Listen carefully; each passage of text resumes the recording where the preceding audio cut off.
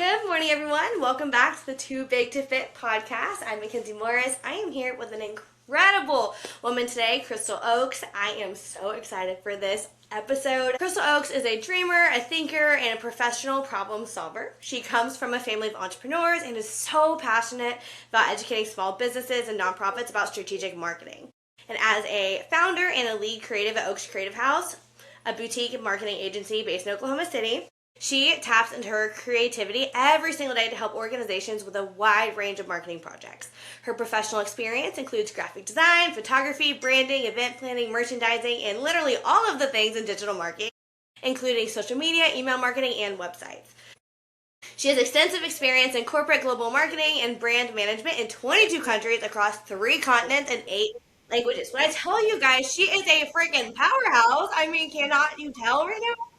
At Oakes Creative House, Crystal leads a team of seasoned designers, strategists, and copywriters who create beautifully powerful brands that reflect the depth and wisdom of our dedicated clients. They love when someone new trusts them with a new piece of their project and that they believe that the relationships are the foundation of meaningful, effective work. Crystal, I'm so excited for you to be here today. Tell everyone who may or may not know you or who might be listening to this for the first time a little bit more about you, even, outside of that intro that we just gave.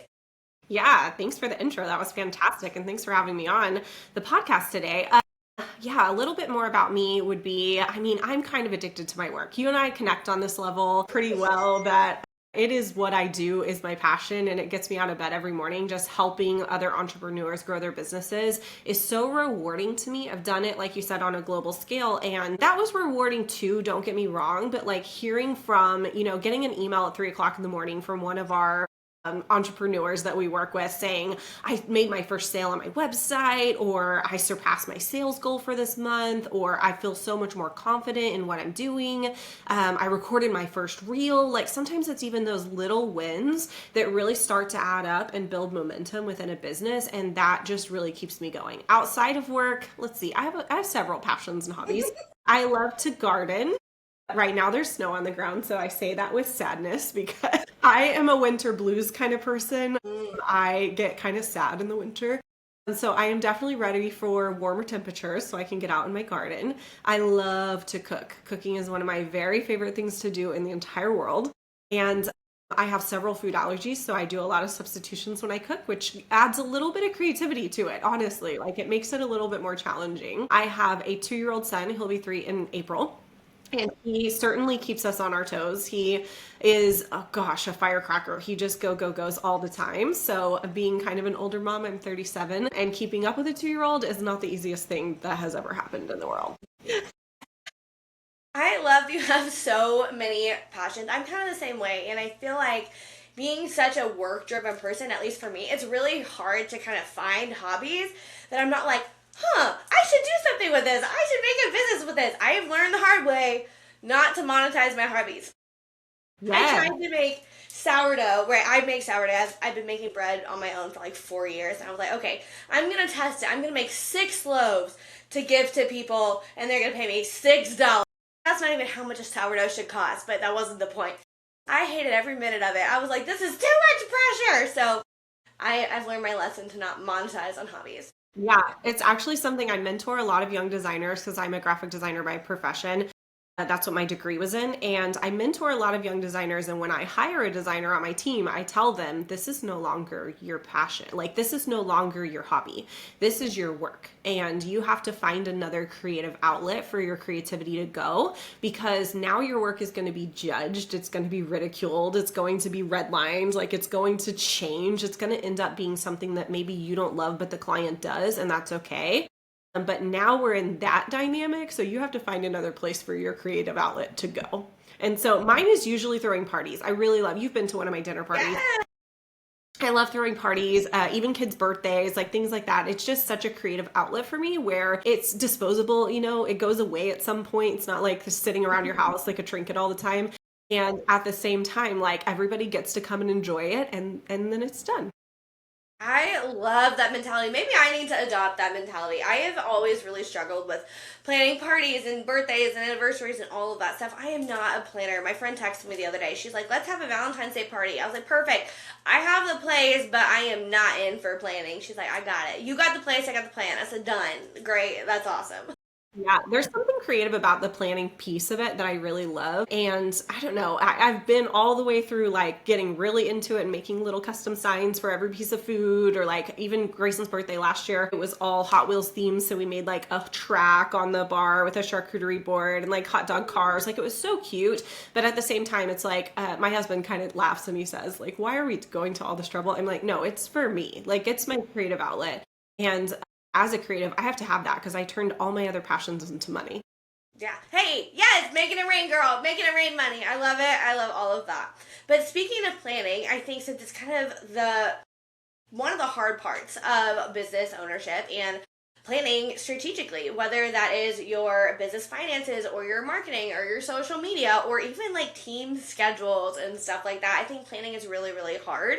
Whenever people come to you and work with your agency, tell me what the biggest struggles are that they come to you whenever they struggle with. Yeah, it's a lot of indecision. It's a lot of lack of self-trust. It comes up a lot. Not sure what to do, feeling like they're inferior in a lot of ways, which I really hate having those discussions because I see them as this really amazing person. You know, we work with a lot of women, so I'll give an example of like I'm looking from the outside in going like, wow, this is like the coolest person ever and I cannot wait to shout from the rooftops what they do, and they're like, I don't think anybody wants to hear from me. So that like insecurity piece, but also just so much indecision around what the right answer is and what the right move is. And you know, being an entrepreneur, you know this, like it is just a lot of trial and error, and it is a lot of figure it out, and it is a lot of sometimes failing and then figuring out what to do with that. And I think I have a lot of people come to me who have made big marketing mistakes in the past, whether that's investments or things that they've done on their own. And that's really gotten to them, really seeped in. So my talk at the Better Business Bureau's event this year was about marketing failures being feedback, not failures. And I think that it's really important to keep that in mind because everything that we do as entrepreneurs should be viewed as feedback because there's no playbook for us to follow. A lot of us, even if we're in a similar industry, I worked in marketing in my corporate career, right? But the way that I'm running my business, I set out to do it differently than what I experienced for my team, for my clients, those kind of things. And so there's a lot of unknowns that we have to walk through as entrepreneurs. And I think instead of being so scared of it and sitting in indecision, we need to embrace it and take action. I resonate with a lot of that. One, from just like a personal side of like, I have felt all of those things, but also my entrepreneurial spirit kind of kicks in. And a personal belief that I have is I don't really believe in failure, just kind of like you said, is I believe something is only failure if you wasted time, wasted money, wasted energy, and learned nothing. Which there is not one scenario you can tell me where all four of those things are true because you will always learn something, even if you're learning what didn't work.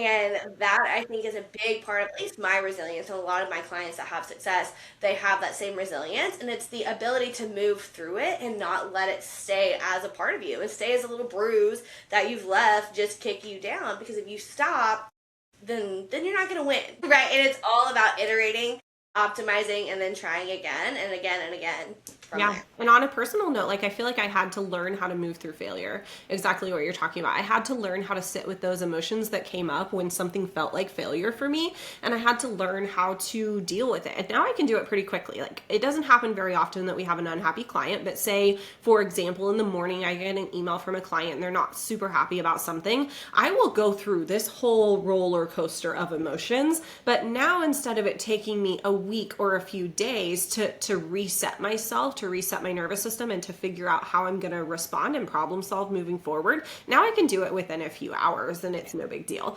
So I think that that becomes really an important skill set that we can translate to almost every other area of our life too.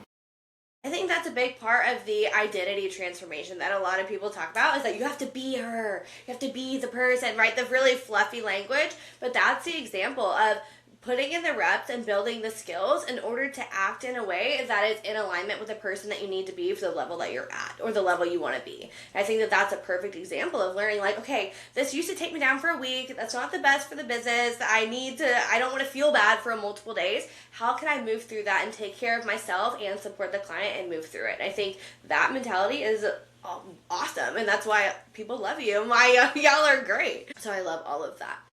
Whenever it comes to marketing, what is the biggest problem that people have whenever they come to you and they're like, okay, I've done marketing before, it did not work, I wasted a lot of money, I just spent $20,000 or whatever that number is with another agency or someone that was going to do SEO or do ads for me and it didn't work out. I'm scared, but I know I need to do this. What would you tell them? Yeah. Actually said for years, I wish that I could just help people see what they're missing, and that it's so clear to me from the outside looking in and seeing the progression that marketing moves through in a business, and that a lot of times they're really just missing some very basic things. And a lot of it goes back to what we kind of do in a marketing world, into a plan, a strategy, a decision on your value proposition, a decision on kind of like who you're going to be as a business and how we communicate that, who you're going to serve, those kinds of things. A lot of times businesses are missing that basic step. And it's taken me years to figure out how to explain it to entrepreneurs in a way that isn't just like, I hear a lot of other agencies talk like this in our, in the side conversations, like, oh, if they could just let me do it. Like, if they could just let go of control and let me do it. So I finally embraced my clients. They're entrepreneurs, they're solopreneurs, they're passionate about what they're doing. They're not just going to let go of that control. Instead, I need to educate and help them to understand what it is that's missing. So for me, anytime I do a marketing audit, most of the time, 90% of the time, I am seeing just these little things in what we would kind of call the beginning stages of marketing strategy that never were solidified. Decisions were never made in those areas, and it has caused this domino effect of everything else. One thing I talk about a lot is paid advertisement. Paid advertisements can work really, really well. We're not specialists in paid advertisements, especially through, Google, Meta, those kind of things, because our clients don't need it yet. And when I have a client base who needs it, then we'll bring on a team member to make that happen. But at the same time, what happens is you're spending a lot of money on a paid ad, but you're taking them to a website that isn't clear what you do and who it's for. So it's those kind of basic first steps in a marketing plan that entrepreneurs seem to kind of skip over sometimes, or go chase shiny objects and change their mind too often. So then as a client looking at it, you're like, oh, that sounds really great, Facebook post or ad or whatever. And then you click on it and you go to a website and you're like, is this the same thing? This doesn't feel like it's for me. So there's a lot of disconnect within the messaging and within kind of how the business is marketed. But no one is seeing that all goes back to the baby basic steps. Right. So whenever you're talking about website, how important is that? Because I have some people that have come to me and they're like, oh, I don't have a website, I'm just on social. I'm like, no, don't tell me that. Tell me your perspective on a website and the importance of it. Yeah, so social is great, don't get me wrong, and it has its place with any good marketing strategy. But buying decisions are statistically made on a website. Whether that is to buy your service, to sign up for your free call, to download your product, to purchase your product, like whatever the buying decision is, the big decision that somebody needs to make. Statistically, we see that is made on a website. And it's very interesting because a lot of people will say, I've grown my business just fine without it, I don't need it. And I'm like, great. We need to change your perspective here because you've grown to this point based on the followers that you have, based on the people that you know, based on the relationships that you've been able to personally build on social media. And that is great, but it will cap at some point. At some point, you're going to run out of energy. You're going to need to play a different role within your business. You're going to want to hire a salesperson to replicate what you just did, and they can't. You're going to need this solidification of having a home, a digital home for your business. And that happens on a website. And within your home, you get to control the experience. We just talked about a dinner party you've been to, right? You walked in, there was a chef, there was music playing, there was cocktails to be poured, there were taper candles all over the table. Like, it was an experience. And online, in terms of your business, you get to create that experience in your website. And even if you're a brick and mortar store, because a lot of times people will go to the website before they ever step in your brick and mortar store. So it is your first impression experience that you get control over. Yeah, I agree 1,000,000%. I am always struggling to understand the logic and where the misunderstanding is coming from that we don't need websites. I don't know where this idea that it's obsolete, that we don't use website, I don't know where that has created from. I know with the emergence of social media, everyone believes that social media is the marketing plan. And I'm someone that is of the belief of, I believe in kind of that grassroots marketing, that evergreen marketing, and then in a combination with, more modern digital marketing concepts. Where do you think that idea of websites being obsolete has maybe come from? I think, honestly, what I see happen a ton is that businesses don't future plan. They don't have any sort of long-term plan for their business. So what happens is they do what they know, especially entrepreneurs and solopreneurs. They do what they know, and a lot of times that maybe looks like going to take their sourdough to a farmer's market and going, I have plenty of sales at the farmer's market, right? But then what happens is maybe they have a baby and they don't want to spend every Saturday at the farmer's market, or their lifestyle changes, or that farmer's market closes, and now you've lost all of your revenue stream. So what happens is we're not making longer term plans within our business. And I think a lot of that is out of fear that we're not solidifying what we want. We're not speaking it into the world. We're not making plans for it because we don't believe in ourselves enough. We don't trust ourselves enough that we can make it come true. So what happens is we stay within what we know. And it's funny because if you talk to any marketing expert, they're going to tell you something different. And what kind of kills me about even saying that I'm a marketing expert, I fought it for a long time. I fought it for so long. Yes! I fought it for I feel that in my heart. I feel it. I feel like the minute the word marketing comes out of my mouth, people are like, yeah, you just want to try to get my money. Yeah. I'm just like, I wish that somehow, I don't know, somebody needs to hook me up to like a lie detector or something. I need to go on a show. But I wish that somehow I could get across that, no, of course, that's how I grow my business. That's how I support my family. That's how I'm building my legacy. That happens, right? Money has to exchange in order for business to happen. However, my whole goal is not to just take your money and do nothing with it. My goal is to help you grow your business, to walk alongside you as you do that. And I think that it makes a really big difference when we're thinking about this idea of future planning, because if you do it with people who have been steps ahead of you or have seen it play out, then I could easily explain to almost any industry or business why a website would be necessary for them. But people stay within what they know because it's comfortable. So good. That's so good. I hope we all heard all of that and took some notes because it's absolutely true. I think the other piece of it, and this is something I wanted to have a lot deeper into, is this idea of the financing of all of this, right? Marketing, people get this idea, this cringe feeling with the marketers because there's a lot of money involved. It takes a lot of investment in order to create that presence that you want for your business, to build a brand that's impossible to ignore, right? To build something that looks credible and that shows your dedication to the business. So websites are expensive, ads are expensive, and all of that stuff. So how do you guys approach budgeting and planning for all of that? Because I know that's something that y'all kind of go through a lot. Yeah, I love that you asked this. And even as we were kind of prepping for this, I love that we narrowed down on wanting to talk a little bit about budgeting because I'll just be vulnerable for a little while and say for the first probably 6 years within my business, I was like, I don't talk about numbers.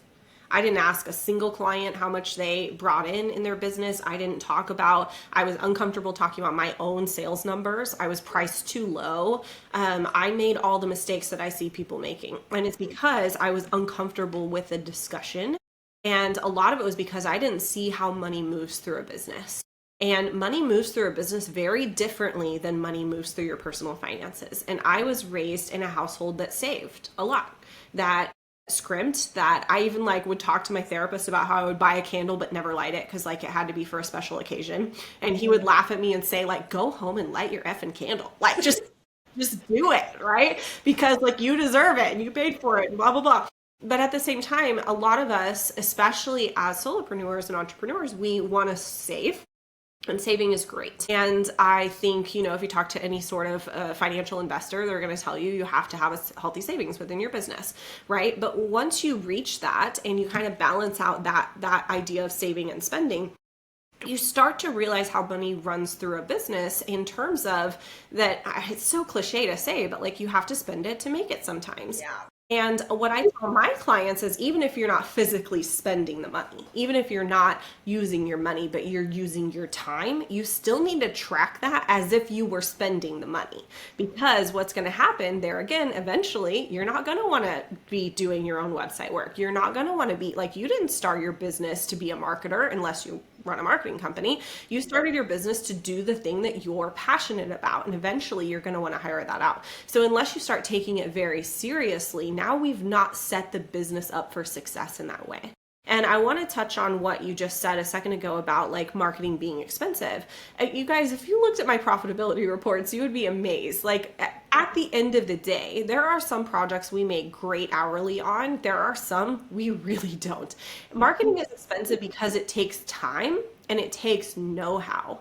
And even with the rise of AI, right, we can make a few steps a little shorter here and there, but there is still this strategic thinking that goes into marketing that takes time to think through. And it's not something that happens overnight. And I kind of hate when people say like, oh, I'm not naturally skilled at this like you are. No, this is years of studying how businesses run. It's years of studying the psychology of how people buy. It's years of seeing something play out, a campaign or a website play out within a business and knowing what I would have done differently the next time around. And it's that experience that you're paying for so that you can skip several steps within your business growth. And I think what happens so much is people are just blatantly underspending when it comes to marketing. I see it almost on a daily basis, definitely on a weekly basis, to where people are just really not dedicating what needs to happen when it comes to marketing. And whether it's your time or it's your money to hire somebody out.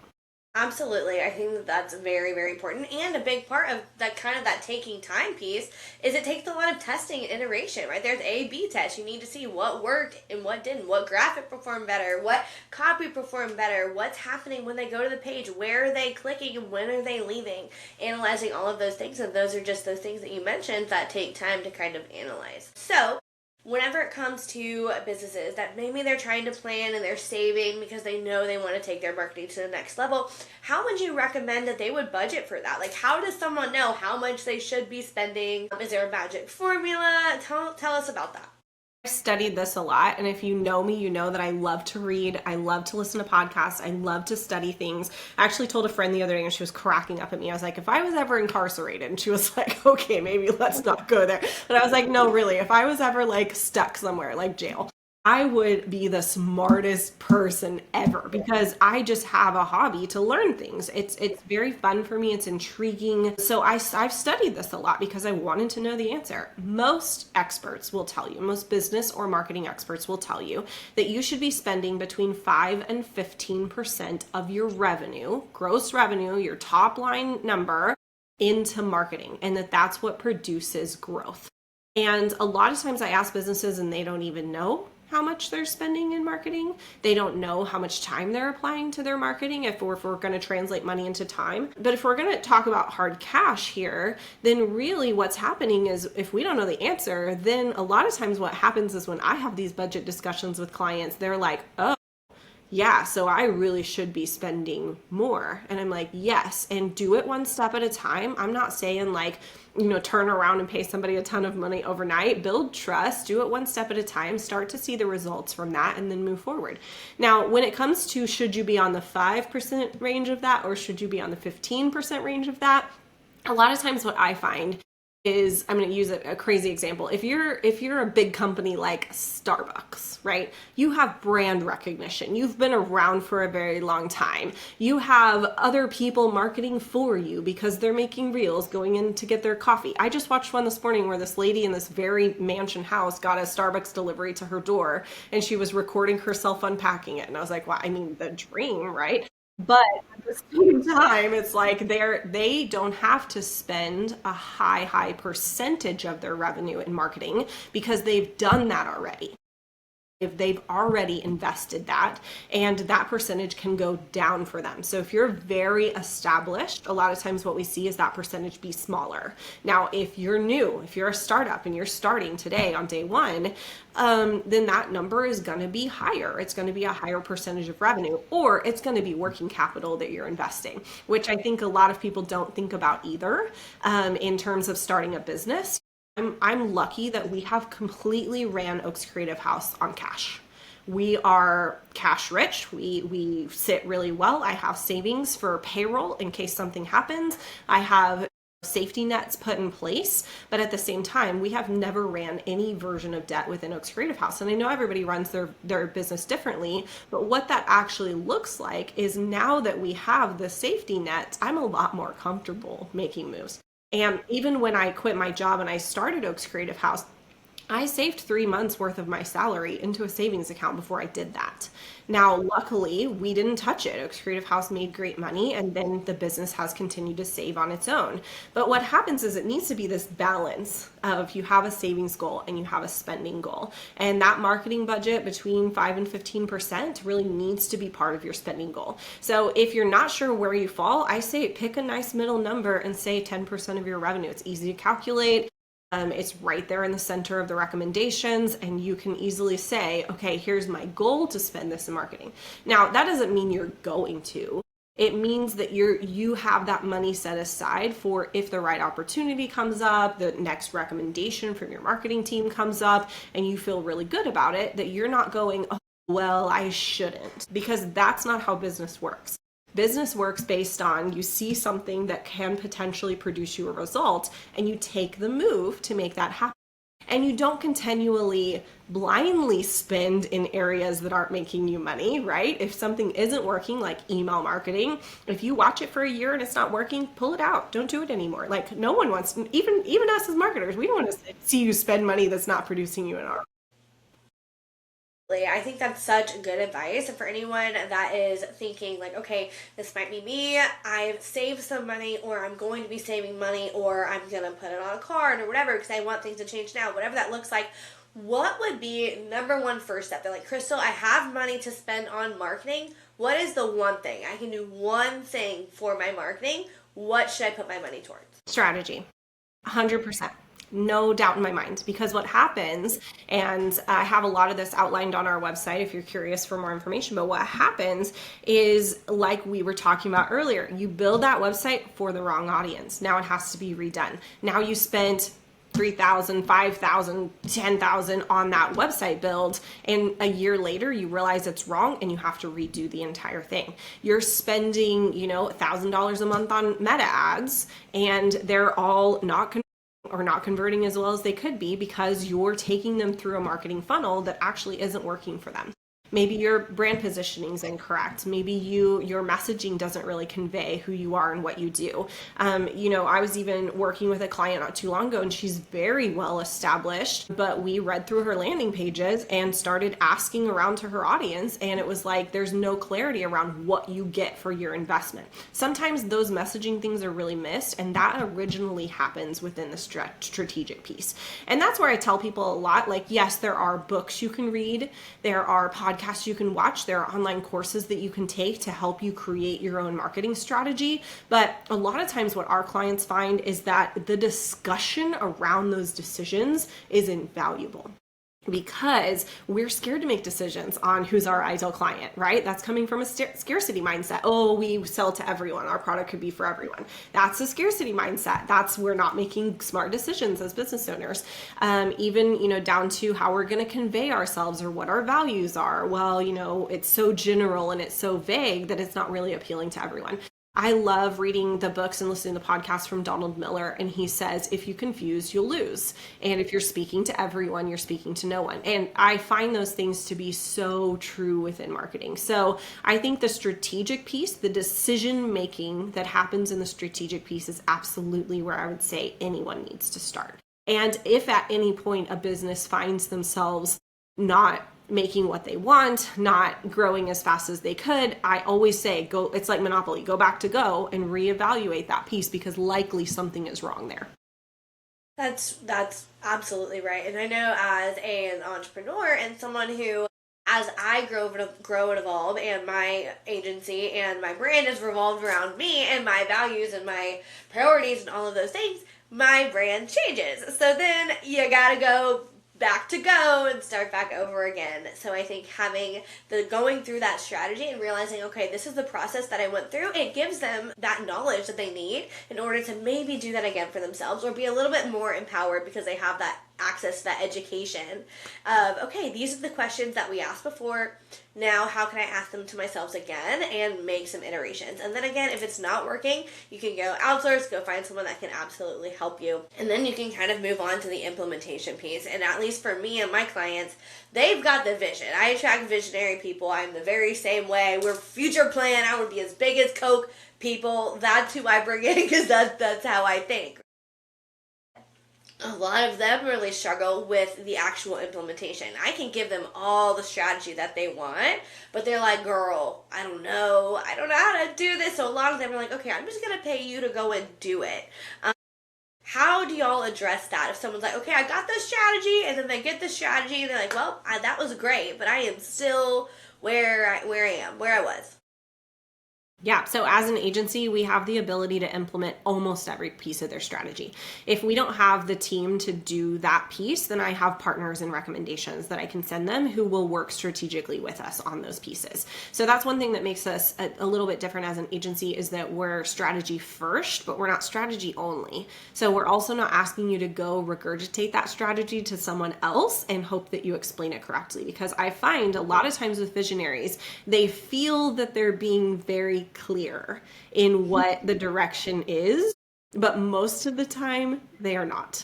Oh, it's a fluffy vision, girl. It's a fluffy vision. It's a fluffy vision. I love that. I'm going to start using that. And a lot of times it really is this like almost so big picture that then their staff and their team and their marketing people are going, what? Like, say it in real words. Like, I don't know what you're saying. It's like you're speaking a whole other language. You don't see it in the stars? What do you mean? It's right there. You know, and while I love that, and I love being in rooms with people like that, my old boss used to call me the queen of questions, because he would call a meeting, and we worked for a global company, like you said, in 22 countries, and he would call a meeting, and we would all go into the conference room, and he would do that big visionary, and we're going to be this, and it's going to be blah, blah, blah, blah, blah, and my hand would immediately go. And he would be like, all right, let's turn it over to the queen of questions over here. What you got? And it was hilarious because I would always be asking him basically like, but what does this mean? But what is it like? Break it down for me in some logical sense here, because the vision is great, but without, Danielle Throckmorton says it all the time. Intention without action is mute. And that's so true. And I do feel like a lot of visionaries, because like I said, I've read a lot of books from a lot of visionaries, and I do feel like they recognize eventually that they struggle with that implementation piece. So I think that that's where also you have to let go of a little bit of control and let your team, whoever you've deemed that to be, in-house, your sister, your marketing agency, whoever that is for you, let your team do their job too. And we have several clients that are really struggling right now with the time that it takes to review like the content that's going to go on their website. And sometimes I have to have a lot of discussions about, look, if you don't have the time in your week to do that, you're holding up momentum. So at some point you have to trust that we have understood your business well enough in order to talk about it. And if we make a mistake, of course, we want to know about that. I mean, we're, not in the business every day, so there are going to be misunderstandings. But at the same time, I think turning over the implementation piece usually results in more money than the investment does. Because, you think of opportunity cost. It frees up that owner, that, person, that visionary to go do what they do best, which is likely going to make connections, doing one-to-one sales, like going, and thinking through their next big product that they're going to invent or whatever the case is, versus staying up all night and doing their website, whereas someone who that is their passion could have done that for them. So if you're investing, like say our starter SEO websites are $5,000. So if you're investing $5,000 in a website, think of how much more you could make within your business should you not be spending that amount of time. Right. Absolutely, and I think going back to opportunity cost, think about if you invested that $5,000 into that website, that gives you multiple other streams of revenue within that website that you can now tap into, whether it's revenue or awareness, right? Because that awareness will then in turn into revenue, maybe not immediately, but down the road, right? Because on a website, you'll have access to SEO and you can house products and your courses and memberships and, email marketing and lead magnets and all of those things that will then in turn go and help you build your client awareness or build actual revenue streams. So I think that understanding that opportunity cost is really, really key. I know for me over the years, just like everyone else, I started out real scrappy in my business back in 2019. And I did everything. It was hustle, hustle, hustle. And I did not ever stop. And then I made my first investment. And I was like, okay, this was good. I didn't die. Nothing bad happened, right? Like, this was okay. It was scary, right? Was it what I expected? Maybe not, but I learned how to spend the money and learn how to let it go and not make it mean anything about me if it didn't go the way that it needed to or that I expected it to. And I think that that's part of that self-trust thing. It's building that trust to believe that you can make a decision and it's the right decision no matter what. Coached a little bit with Kayla Birch. You know how incredible Kayla Birch is. And I actually have this sticky note. Don't read my bad handwriting. I should have been a doctor by my handwriting, honestly. And it says, you don't have to attach such deep meaning to everything. And that was a really important lesson for me to learn because I do feel like when we are so passionate about our businesses, anytime we spend anything monetarily, we think that it has to be the best investment that we've ever made, that it has to produce the best ROI that it ever could have. And sometimes we put so much on that investment that it's doomed to fail. Like we can't even see the wins within it because we've attached this like really big, deep meaning to it.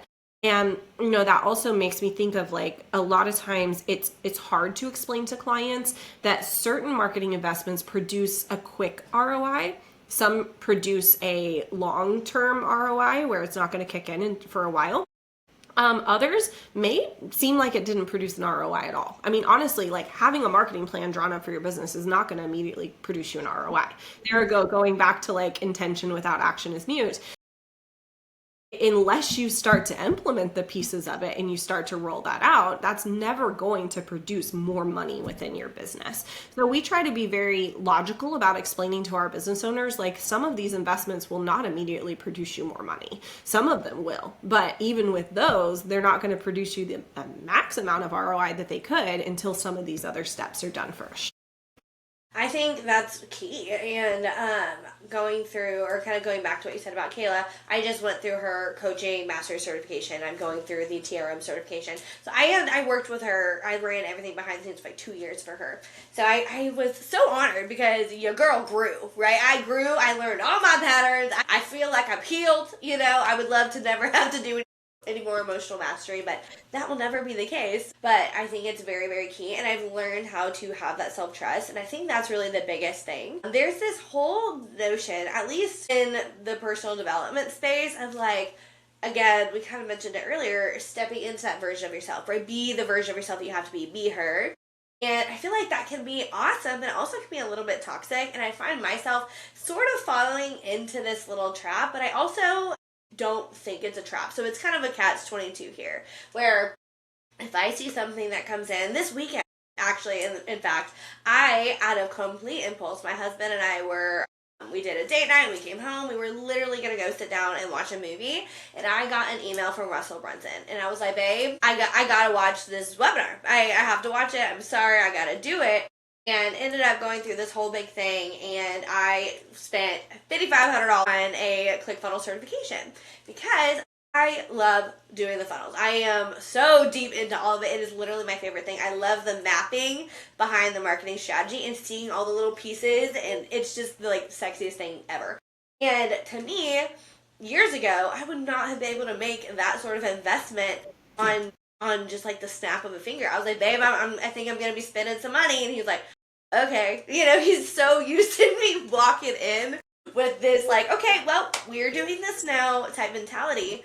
But it's gotten to the point where I'm able to trust myself and say, okay, this is what it's going to do, whether it's going to bring in immediate revenue or not. I know long term there is a reason for this. And I think that tapping into that is really key. Yeah, I agree completely. And that goes back to even just understanding how business finances rhythm. And that took me a really long time to understand. So I don't ever expect our, startups to understand it overnight. But I think that that's where you kind of have to trust a little bit. Like find someone that you can trust your gut, trust your intuition, and use their advice for a while. And if it doesn't pay off for you, it doesn't, right? But what if it could? Yeah, I always used to say growing up, kind of just like you said, I was like, but what if it doesn't work? But what if it does, right? And being that visionary person, my husband's kind of the one that's like, I say I always live in the clouds, and I'm like a little balloon up in there, and he's like my rock. Holds me down to earth. I'm still struggling up at the top, but that's absolutely the case because I live so much in it. But what if it does? And I said this last night to a colleague I took to a Thunder game. I was like, I would rather lose it all trying than to not try at all. Quite literally, I would rather lose it all because even if I lost all the money in the world, I've still learned something and I'm still better. Yeah. And even if I'm poor and broke, that doesn't mean anything about me. I'm still a great person, right? Maybe this just didn't work out and it wasn't my thing and that wasn't what I was meant to do. But along the way, I was building those skills in order to be great at what I'm doing next. That was my experience with MacLeaf when I built out that custom product line overseas years doing that. And I went and I launched, I built out the 17-week email thing and I did paid ads and all of this stuff. And I did not sell one single thing, girl. And I will say that took me out. That one took me out a little bit. But I was so attached to this idea that my wedding company was going to be my legacy. Like that was the legacy. But in reality, everything that I did along the way, learning about licensing and getting a trademark and putting my product on Amazon and being in 47 stores all around the world and doing these things gave me the reps and the skills that I needed to be friggin' good at what I'm doing now. And that's the bigger vision. That's the bigger point that I think more people can harness into and see back again from what we were talking about, that those failures really maybe not failures, they're just growth. Yeah. And I think one thing that makes me so sad when I hear stories from some of our clients is that they really internalize the lack of attention to their business and the lack of growth to their business as a personal failure. And, the way that I look at it from a strategic marketing standpoint is I'm like, no, something's just wrong with your messaging, or your website's not getting the traffic that it should because it was built on a crap system, or something very logical like that is a problem to be solved. They have spent a year thinking people just don't like them. And that makes me so sad because it's usually not the case. And I think sometimes even just small shifts and bits of confidence can make a really big difference. We did a marketing plan with an attorney that we work with often. And when we sat down to do the marketing plan, I'm asking all the hard questions. What is the future of this business look like? Are you going to sell it? Are you going to pass it down? Are you going to what are we doing here? And she finally opened up and saying, you know what, I think I want to educate. I don't think I've ever said that out loud before, but I think I want to speak. I think I want to educate about what I do and the knowledge that I have. And literally before we even had the draft of her marketing plan done, which usually takes about 3 weeks, before we had it done, she booked a speaking gig at Devon. And one of the biggest companies in Oklahoma, that's certainly the tallest building downtown. And she booked a speaking gig there because she got an email that they were looking for speakers in her space. And she had the confidence to say that she wanted to do it. And they saw in her that she would be a great asset to this event. And sometimes it's the understanding of what you really do bring to the table, and understanding that there again, marketing failures are not failures, they're feedback, but small shifts sometimes can make a really big difference. And viewing it as problem solving instead of attaching this big deep meaning to everything can make a big difference. So a lot of times what I see in businesses that are underspending when it comes to marketing is that they've really internalized that. The last thing I want to add to that, and then we'll kind of go and wrap up, is I've always used to joke and say, and I still do, that the universe loves to make you prove it. And I think that's a perfect example, right? She had put it out into the world. She's like, I never said it before, but I want to educate. And then she had to prove it and went and applied herself and said, okay, raised her hand. I want to do this. And the universe was like, cool, dope, here you go, right? So I would challenge people, whenever you say that you want something, think about the decisions that you're making and are they really in alignment with those things or not. A good example for me was I was going through kind of that come down period of like, okay, do I want to keep this wedding company open? What do I want to do with this? And as I had said out loud, I went to a retreat with a group of like 30 women and I said out loud, I am closing the wedding business. I'm shutting it down. And like 1 or 2 weeks after I said that, I got invited to go and pitch the company in front of 100 investors. Girl. So the universe was like, oh, you're going to close. Are you now? You want to do this? Do you want to go pitch to 100 investors or do you want to close? And I closed it. And then immediately, those 2 months following, that was in October, November, December, I doubled my total yearly revenue. And that was just an example of I did not do it, even though every part of my bone was like, yes, go do this. I created a pitch deck for skill, but I did not go and do it. And that was an example of proving it. So I think that self-trust and honoring yourself and just being willing to go and try the thing is really, really key. Yeah. Okay. Well, thank you so much for being on here. This was so good. This is full of so many nuggets of inspiration and wisdom and strategy that are really going to help a lot of people. So thank you so much for being here. Tell everyone where they can find you if you have anything special going on. Give them all the details. Yeah, so you can find me at oakscreativehouse.com. It's OAKES, Creative House, like a fashion house.com. And we have, everything there, from our social media links to tons of freebies that you can download. The resource that I would like for people to tap into is I have a recorded masterclass that's free to watch, and it explains my philosophy behind marketing and why that spend is important and what results you could really start to see when you start to see the holes in your marketing. And I tell people all the time, I'm like, even if you're working with a marketing agency, even if you're going to DIY it, watch the video and start to understand where maybe some of the gaps could be for you. Thank you so much. I so appreciate you being on here. And even though we kind of are in the same space, I love that we can have these conversations and really pour in to those who need it and really share our knowledge and just collaborate and work together. You guys go and watch that video that Crystal just mentioned, and she's got a marketing course that's incredible. I've also gone through that years ago. That was awesome. So go to her website, look through all of her things, book a call with her and her team, and take your marketing to the next level. Thank you guys for listening to the Too Big to Fit podcast. We will see you in the next episode.